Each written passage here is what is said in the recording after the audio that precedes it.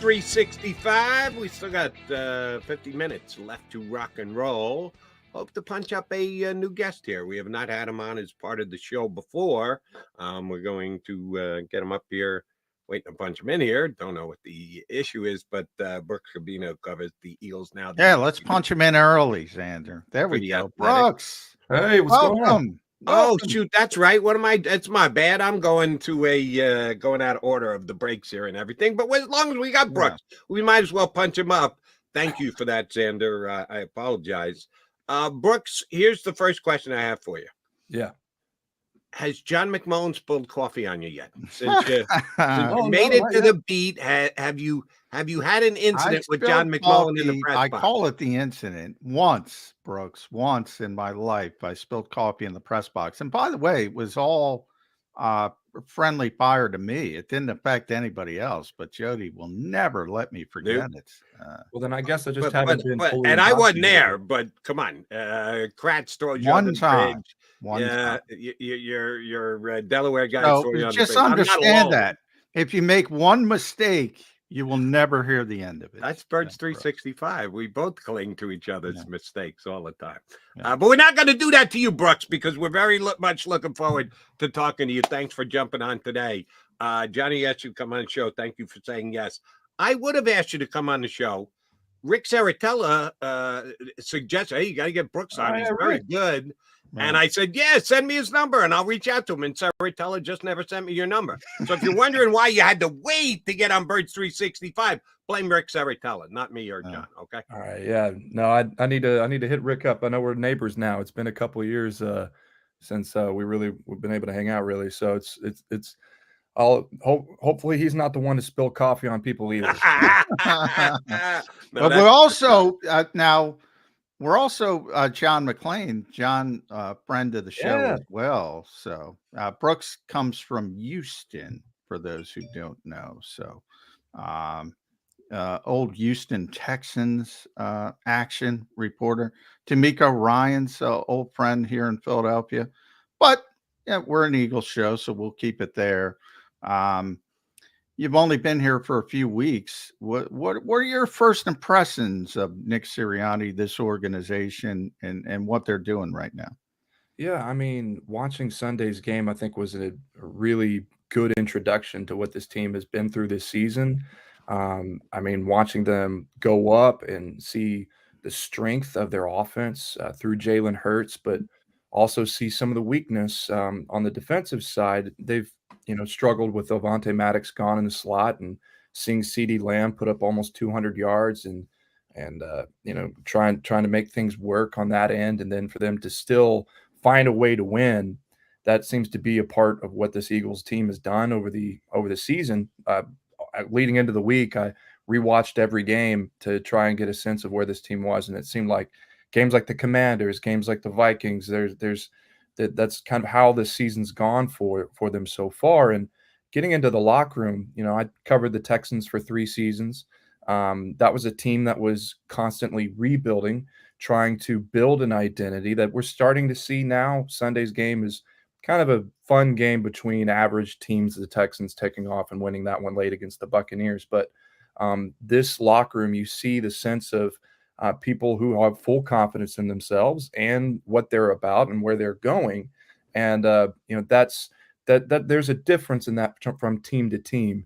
And from Sirianni, seeing him a couple of times, getting a chance to introduce myself to him, another coach who has confidence in what he's doing and how he calls games, where he's at, and his openness in talking about some parts of what they were trying to accomplish. And, every coach that I've ever covered is not always going to talk about injuries. So that's nothing new to me. Jalen Hurts and how he's handled that too is no surprise to me either. But you just see a team that has that confidence in itself. And it's interesting. After the game, I went up and I talked to a bunch of players about like, hey, you guys are just used to stressful games. And A.J. Brown was the funniest about it. He's like, yeah, man, it's got my nerves, man. Like they want to win in a different way. And I think there are key pieces to that in the second half of the season to where they might be able to change that. Getting Bradley Roby back. He's said on Twitter that responding to a fan that he'd be back after the bye. So having him there at nickel safety might do some help there. He played pretty well in the 2 games that he was there. So still have tons to learn about this team. I'm doing that every day, just a little bit, a little push every day to try and get better on this. So it's been and I've enjoyed it so far. Let's take a step back here. You mentioned you did the Texans for a while. Were you there in 2020 when Deshaun Watson had his superior year? I was not. I was You didn't get covering there till LSU at 21. the time. I was covering. wanted to see if you could comp Deshaun Watson. I know nobody wants to comp anybody to Deshaun Watson because of things off the football field. And, oh, by the way, he's only been okay since he got back on the football field. But in 2020, he was right there with any other good young quarterback in the National Football League. And that's why the Cleveland Browns were willing to go to the lengths they went to acquire him. I was wondering if there was a comp there between Deshaun Watson, where he's at, and this would be a relatively similar place in his career for Jalen Hurts. If you didn't see Deshaun that year, then forget my question. Yeah, All right, so you're getting to know the Eagles, you're getting to know the guys, you're getting to know everything about this organization. How about the fans? You've also been in other NFL stadiums. You're seeing how the fans react both when the games are ongoing and when the games aren't ongoing. What do you think about the Philadelphia Eagle fan base? Yeah, it's been really interesting and exciting in the city because I showed up. Let's see, and I can see I got all this light on my face. I'm going to move over this way, but when I first got here, the Phillies had just exited the playoffs, and it was like a morgue the first day, walking around, seeing people like somebody just killed their dog. Yeah, and it was immediate transition from Phillies to Eagles. It was seeing. I went for a run. I live in town. Whenever I wanted to move up quick. I accepted the job and wrote my last story for the Houston Chronicle and got up here within 10 days. So drove 30 hours across the country, and I wanted to make that transition quick. So I'm actually living with a couple of locals, and really wanted to get ingrained to the city, get to understand it, get to see it. And without them, I'd be lost. But we showed me around all the sites, and it seemed like everybody's talking about the Eagles. Everybody's wearing a shirt, a hat, like pants even. I went Sunday morning. I woke up and they were downstairs, and their neighbors came over and they were wearing their Eagles gear. Someone knocked on the door, opened up. It wasn't hello, good morning. It was go Birds. Go Birds. It was everybody does that, and I went for another run that morning, and everybody's talking about them. And I went to a bar on a Sunday night a couple of Sundays ago, whenever I finally got into town, and sometimes you don't. Sometimes when somebody asks you what you do in the media business, you'll probably get this. Sometimes you say accountant, so you don't have to say anything else.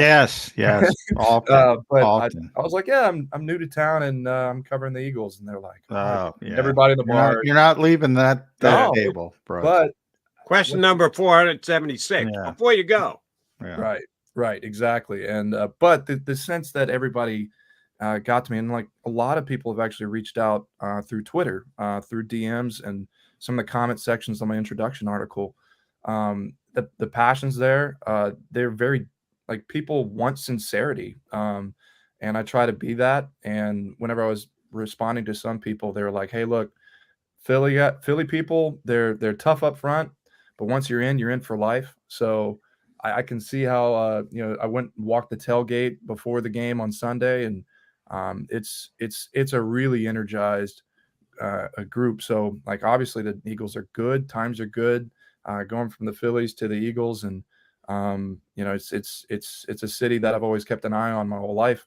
So it's really fun to get a chance to live here, to cover this team. And I know the more that I get to know Philly, the more I get to know the Eagles, because I really believe a team is intrinsically tied to the identity of its city, and vice versa. So it's only been a week and a half, but the more I get into these things, I really hope to know more about it. Yeah. Big 4-for-4 city. That's a big thing here, Brooks. So even the athletes, I playfully called Nick Sirianni the pander in chief. he had the Phillies shirt on. He did. Zoom this week. It's a very passionate sports city, as you have quickly gotten to see. And the Eagles are the top dogs, always number one. football city first and foremost.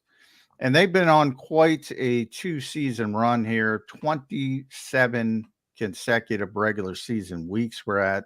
They've had either the best record in the NFL or tied for the best record. But this season, Brooks, the style points haven't been there. And some people are disappointed. How do you get disappointed, do you think, over an 8-1 team in a league kind of defined by parity? And you've been around a rebuilding team. Well, it's about relativity, right? If you have expectations, are things meeting your expectations? So, covering the Texans, before that, I covered LSU, and LSU, I covered them when they won the national championship with Joe Burrow, and the year after that, where everything went very poorly on the field. People's fan base's expectations change whenever you're going through a rebuild. Sometimes people go into protective dormancy and say, you know what, I'll turn on whenever I don't have to hit my head against the wall. And then whenever they're winning, you start to see, okay, I expect them to win. And the offense this year, I feel, has definitely met the expectations and in some ways exceeded it. I mean, A.J. Brown's last month was absolutely amazing. And it could be if it weren't for Tyreek Hill, he'd probably lead the NFL and maybe get close to some of the records that are out there. And Jalen Hurts, how he's worked through his knee injury the last couple of weeks, they've still been able to perform. I think it's the defense really where you start wondering, okay, well, Jonathan Gannon moves on to a head coaching job. You bring in Sean Desai, who had a great reputation and worked with Pete Carroll in Seattle, knew some of the players on staff, comes in, and they've been a middling defense in terms of a lot of the statistics, and they have dealt with injuries, but their pass rush is consistently getting to the quarterback, and they haven't yet been able to capitalize on that fully. I think Sunday's game was just another way of replicating that. They got to Dak Prescott often, but they were able to overcome long third downs, long second downs, still get into the goal line situations and score touchdowns. And when you see a team that's winning 8-1, yeah, they're winning, but I think every fan is sitting in there in their gut thinking, oh, is this going to be the time where they blow it? Dak Prescott's on our 5.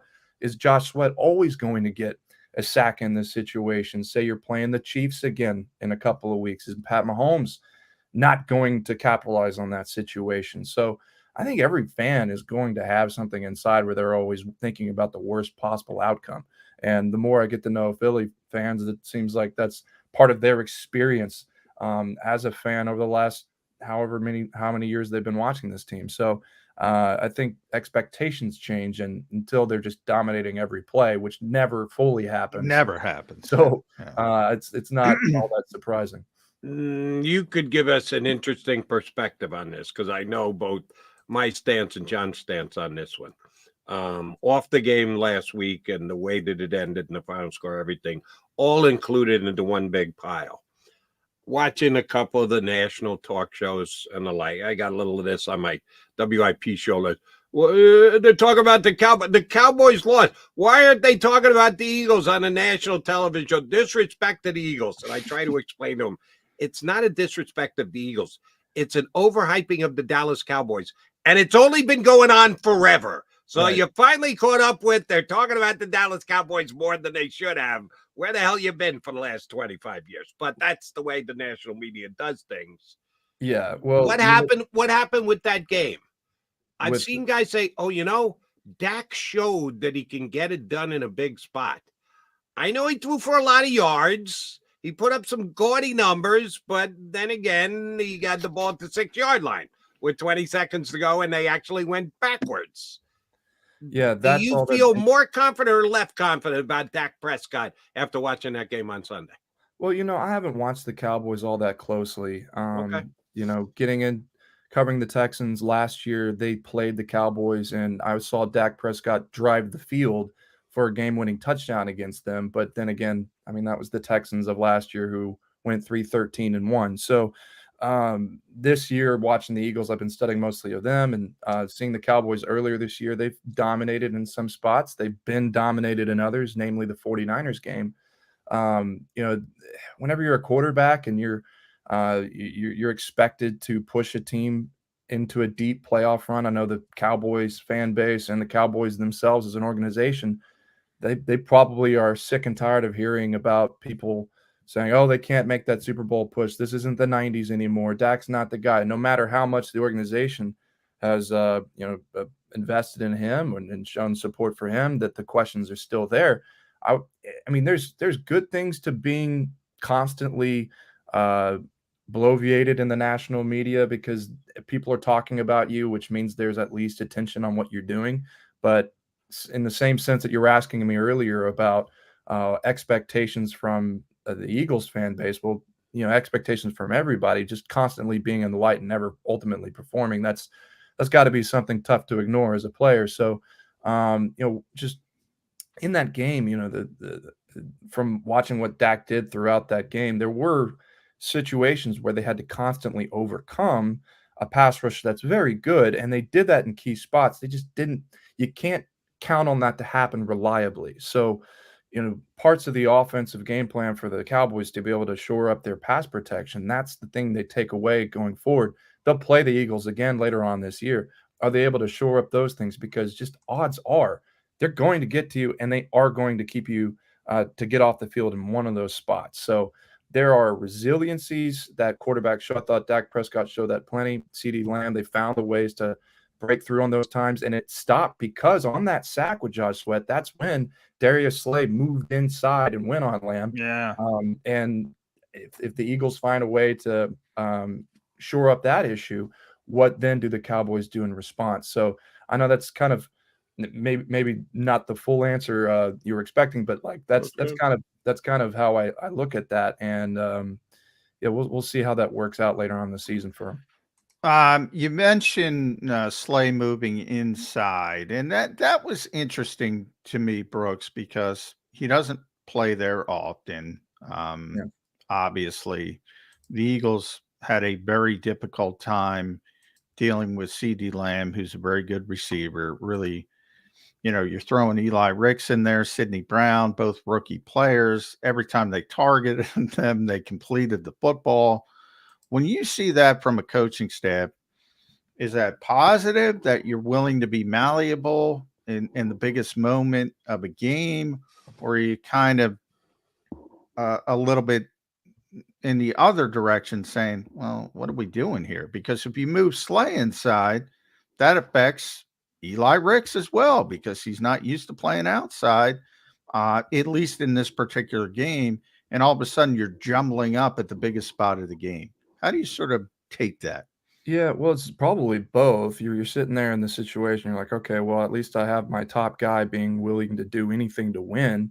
But Nick Sirianni said it himself earlier this week. There are ways in the defense that's just not going to be sustainable long term. You don't have one of your best defensive players who's supposed to be your lockdown guy on the outside edge trying to play slot. That's not the way a defense is materialized. So I think those things work out over time if they are able to get to work Bradley Roby back in the lineup. Because I mean, I was talking about this with Sidney Brown, who's also played nickel this year, and he got a couple of times during that game too. Whenever Avonte Maddox went down, they weren't expecting to play nickel this year. They've been working in at safety, so they had to make an adaptation. Obviously, it's been 6 games to this point, so you'd expect to see a little bit more results at this point.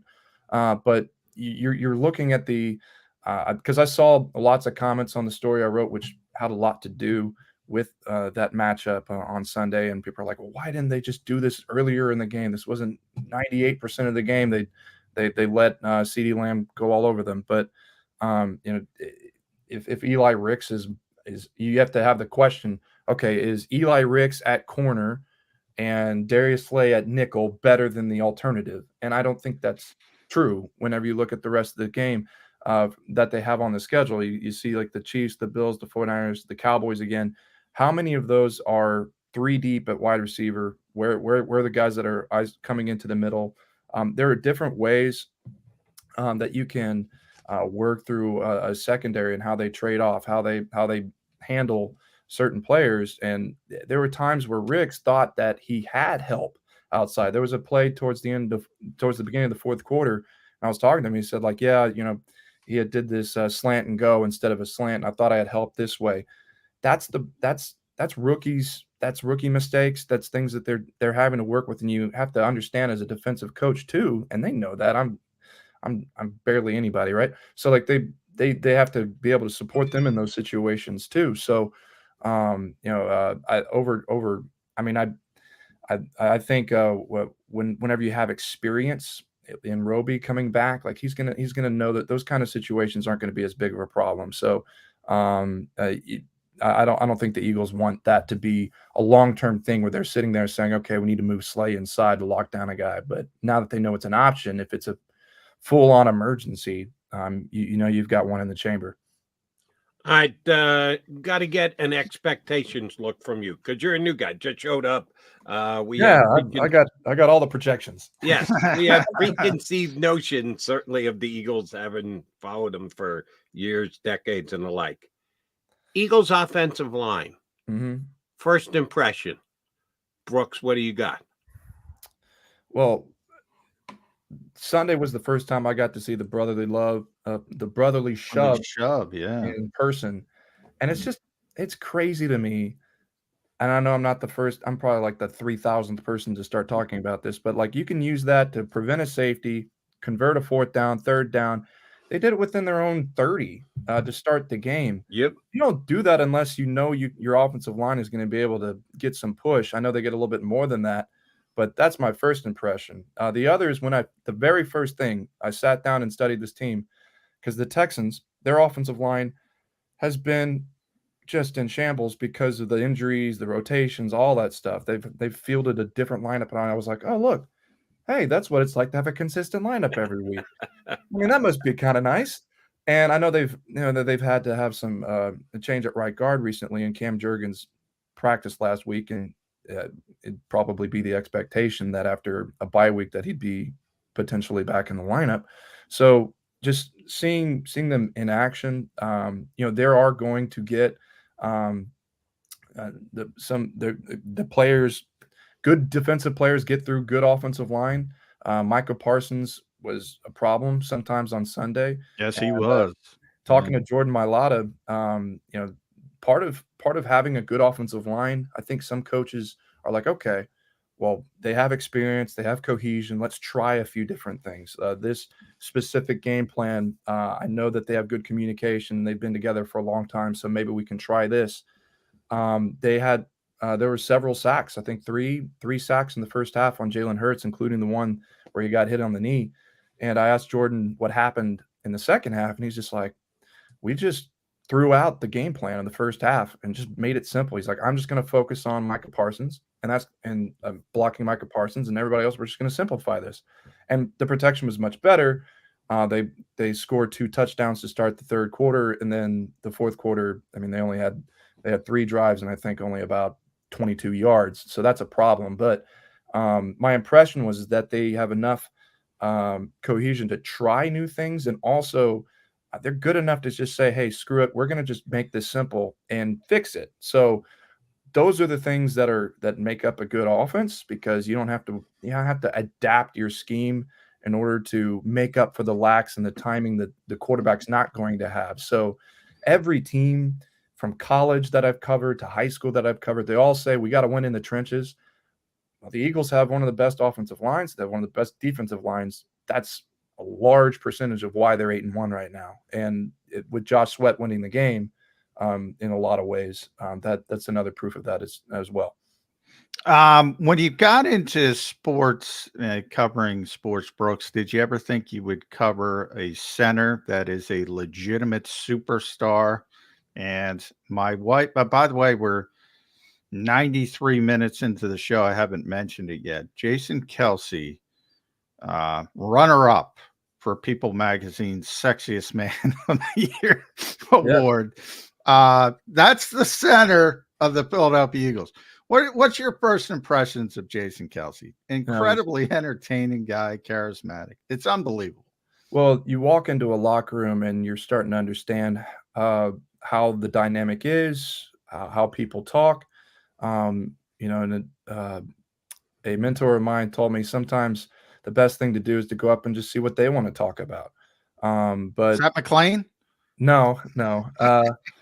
But there was a lot of things I learned from him. But seeing how the whole media flocks to Jason Kelsey is respect in a lot of ways, and knowing that he's, he one is either insightful, a good quote, or all the things that you get out of somebody. So I went up and I introduced myself a little bit, and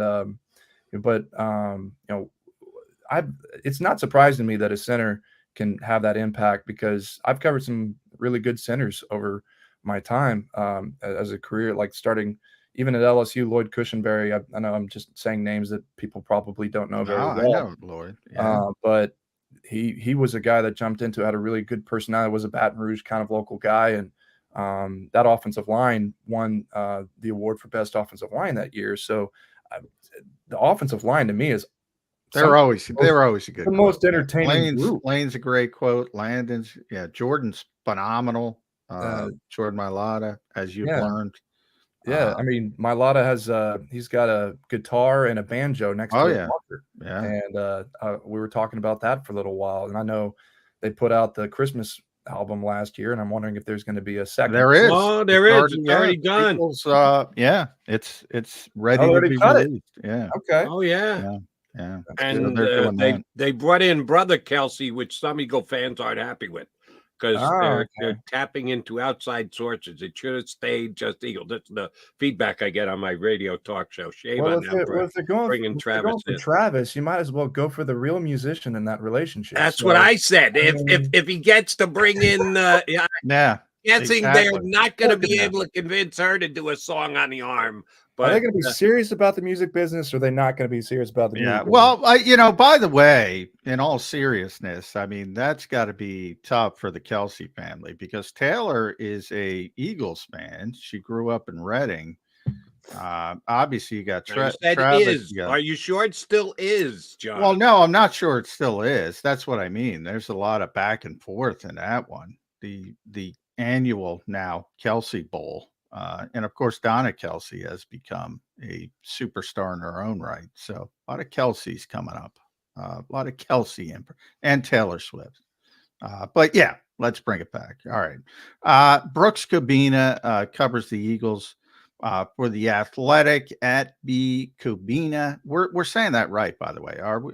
That's Kubena. Yeah. Kubena. All right. Because it could go a couple ways. So I want to make sure we get that right. Yes, that's good. It's check. So I should have checked right away, but you live and learn.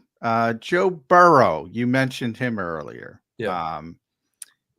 Did you know when you're covering Joe Burrow was going to be Joe Burrow at the NFL level? Was that evident?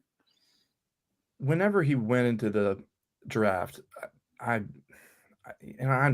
don't like always saying like, oh, I knew this, oh, I did this. You just kind of have a feeling. And the things that I had seen, the things that I had known, the people I talked about, the film that I'd watched, all of that, I was just like, if he has the career that he had here, he'll be in the Hall of Fame, because the way that he impacted LSU at the time, you just had to understand that was a team that had been cycling through quarterbacks, searching for an answer.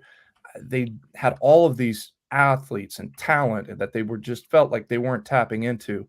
And here came Joe Burrow into town, who immediately won over the locker room. And I remember this 2018, they play Miami. It's a neutral site game at AT&T Stadium in Dallas or Arlington. And Miami, that's a top 10 game at the time. Before the game even began, there was an on-field fracas. They all just kind of swarmed together, not really a fight, nobody's punching, they're just kind of shoving around. And then the pile emerges, and in the middle, it's Joe Burrow putting up the L for LSU. And he was somehow in the middle of that, like your quarterback is in there. And that, I think, part of what quarterbacks have to do, leaders have to do, is what Joe Burrow thought in his mind. Like, I need to prove myself to people, and then earn their trust, and then things worked out that way. And he was like that the entire time. The combination of Joe Brady after the 2018 season, Brady was all the hype. They played the NFL Texas A&M for 7 overtimes, and I remember that game was the wildest game I've ever covered. But that was the first time that the LSU actually started spreading out a lot of their receivers, going less 12 personnel, using more up tempo, and they went into the offseason saying, you know what, this may be what we need to do. Joe Brady was a no-name staffer on the Saints who came in and did one presentation, and Ed Ogeron, the coach at the time, and the rest of the staff was like, you know what, maybe we need to hire this guy. So they brought him in, and I had this conversation with Joe Brady before that summer, and it was about protection, because that was LSU's problem, giving up sacks. Joe Burrow had been hit a lot in 2018, and his idea was like, and it may not be all that enlightening to some people, but he was like, well, the more receivers you get out of the offense, if you use more use more pass catchers, you're actually going to give your quarterback more protection. Because if you go 5-man protection, if you bring in a tight end, a running back to chip, you got 7 guys. You're not.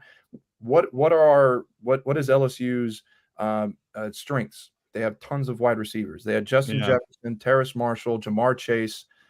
Why are we not putting them all out all the time? Because if we get them in routes, they're going to find a way to get open. Burrow gets rid of the ball quicker. There's your pass protection. Yeah, And Eagles use a lot of empty sets. Fans should pay attention to that, because that's sort of their philosophy, although they have a great offensive line. But correct me, I believe Joe Burrow threw 60 touchdowns that year. Wasn't that the national championship year? I think he was 15-0 with 60 touchdowns. That might be the greatest college football season in history. I think it's hard to argue. I think it's it was tough to be hyperbolic writing about that team. I think it was the best college football team in history. I think you think of when I know growing up in Texas and watching Texas USC in 2006, the Rose Bowl there, everybody talked about how much talent was on the field. The best group of talent in college football history, in my opinion, is whenever LSU and Alabama played together that year. 2 on one side, Joe Burrow on the other, the wide receivers both teams had, the defenders both teams had. I mean, it was just an incredible year. And then for the Bengals to recognize, okay, same situation, kind of what I was saying here with Joe Brady talking about the offense. They were thinking of drafting Penei Sewell, an offensive lineman, offensive tackle, to help Burrow, who had gone out for the season with his ACL injury. But they instead went with Jamar Chase, and then immediately went on that Super Bowl run. You add a pass catcher, you add someone who can get open and help out and alleviate those situations. Things work out in their favor. So, I mean, no one was more competitive than Joe Burrow that I had seen at LSU. He would get pissed when people knew that he lost a ping pong match. Like he was. I talked to several of his friends for a long story, and they would play a video game at night. This is like in high school. And no, they'd play Risk. They played Risk, I think it was. A game of Risk. Yeah. Game of Risk, and he would lose, and he'd set it up again. They'd be playing all night. I think that was the game. But it was they'd play all night, and some guy just said, I don't even know who won. I went to bed. And there'd be moments when they're sitting out in the pool and he's just hitting the ball back and forth, and they'd spend the whole day because he wants to find out how many times they can hit it back and forth before it hits the water. They're like, Joe, like, can we do something else? Like it was a lot, like the little small things that make up for, like, the kind of, some people would say maybe too far in terms of how people dedicate themselves to the game or the competition level. That's sometimes what it takes. Someone who's got a little bit of that mentality. So the other thing about how he was going into the NFL was right before the draft, Peyton Manning reached out to him, and it was, he was going to, everybody knew he was going to go number 1 overall. It wasn't going to be any secret. And Manning told him, there's a reason why you're going number 1. The team there is not very good, and you're going to struggle at first, because Manning himself that year led the NFL in interceptions, got sacked a bunch. Yeah. And Burrow's perspective going into there was pretty healthy. And, just knowing patience and working through that. I saw that a lot in CJ Stroud too, for the games that I covered with the Texans this year. Yeah, he's having a great year, by the way. CJ is doing, and last week, wow. Because I think that's the thing. Is like Jalen Hurts, I haven't gotten to know him all that well yet, but I can see from the success that he's had. It takes a good team, right? But people who are able to manage the outside expectations, but work comfortably within that. Like, it doesn't mean you ignore it. You almost welcome it, but add it to what you have in yourself. And there's an easiness between how people interact with the players, their coaches. Like, it comes from confidence in yourself. And it comes off, it looks a lot easier than I think it is. And people, the three people that I've seen that, well, two so far, I'm just assuming that with Jalen because of the success he's had, is Joe Burrow and CJ Stroud. So we'll see how this goes. All right, to add to Brooks' point about that 2019 game between Alabama and LSU, I've got a brother-in-law who's an LSU grad. Now his kids go to LSU. They live in Baton Rouge, so it's all Tigers all the time. That particular game, too, that first-round draft picks, quarterback Burrow and Tua, running backs Najee Harris, Clyde Edwards-Helaire, wide receivers DeMar Chase, Jalen Waddle, Devontae Smith, Henry Ruggs, Jerry Jeudy, Justin Jefferson, others, Darryl Stingley, Jedrick Willis, Kavion Chason, Patrick Queen, Alex Leatherhead, Evan Neal. All first-round picks. Yeah. All of in two teams on one field at the same time. How many first-round picks is that? Unbelievable. And how many of those now are contributing in a huge way? Because that was the other thing from Texas USC, a lot of first-round picks, but within 3-4 years, a lot of those guys were not huge contributors on their teams. So, like, it's pretty remarkable what, especially on the offensive end. Agreed. All right, one last LSU question, and we appreciate you hopping on with us, Buck. Yeah. This year, they've got two wide receivers who have, I think, double-digit touchdowns. Neighbor and Thomas both have 10 or 11 touchdowns each. And, man, was Jaden Daniels. I watched the game last week before he got hurt. Friggin' he and Milroe just making plays with their legs and throwing the ball. It was a great quarterback showdown with those guys. LSU wide receivers. John knows that I'm not the biggest Quez Watkins fan in the world. The Eagles are not going to use a first-round pick on a wide receiver. They don't need to because they've got two star wide receivers. So it's got to be third round, fourth. Either one of these guys, they take the better of the two out of the mix because they'll go too early. The Eagles won't be able to touch them. Do you like both of those two guys, Neighbors and Thomas, and could one of them be available? I don't even know if they're draft eligible. One of those two guys fit here as the replacement for the Quez Watkins deep ball threat for the Eagles going forward. Yeah, Neighbors is eligible for the draft, and it's interesting to think about this because I haven't really projected too far ahead for the Eagles. I mean, with the wide receiver situation, I've talked to NFL coaches and personnel folks before, and you really can't have enough wide receivers. And I mean, right now, as much of the riches they have in A.J. Brown and Devontae Smith, their third leading receiver was Dallas Goedert. Now that he's out, you don't have any guy other than DeAndre Swift who has more than 150 receiving yards. So, I mean, having a third receiver helps. You know, if you want to go out there in 11 personnel, which they do a lot, that really puts pressures on defenses. And obviously, one of the big reasons they brought Julio Jones in, and even though he's late in his career, we'll see how much success he has as the season persists. But yeah, I don't think it's out of play to think of the Eagles going for a wide receiver in a first round situation, because I mean, look at what they did on the defensive line. They doubled up on that in consecutive years. And that's paying dividends. Well, that's the problem with the Eagles. They're always going to default. They're always going to go into the trench. When in doubt, dive into the trench. Yeah. Well, it's not a bad strategy in terms of how I've seen other teams and how they've worked. I mean, I'm just comparing it to what I've covered, right? So the Texans in the last couple of years, their offensive line, their defensive line, both of that, a problem. They finally addressed those issues.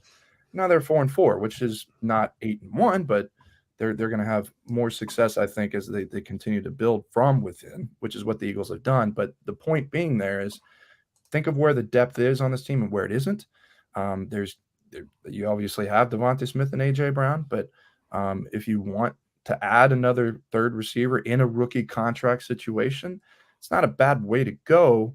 And it depends on what they do with their running back situation. You know, they do have DeAndre Swift under contract for this season, but they have shown that, okay, well, there are running backs in the market. You can bring in a new one and have the success to the par of what you had the year before. They might believe they can get that from Swift again. It depends on what the market rate is. I think the running back market's going to surge this offseason.